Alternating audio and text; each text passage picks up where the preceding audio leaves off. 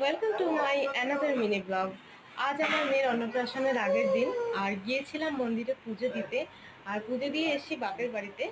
এ দেখো, আসার সঙ্গে সঙ্গে মা পাকা আম কেটে দিয়েছে। তো চলো আজকে সারাদিন কি করছি না করছি তোমাদের সঙ্গে শেয়ার করছি। মেয়ে এখানে খেলছে ঠাম্মির সাথে বসে বসে। আর আমার মেয়ের খেলনা পাতির ধরন দেখেছো? ও যত রকমের জিনিসপত্রের বক্স নিয়ে খেলতে বাঁচাতে ভীষণ ভালোবাসে।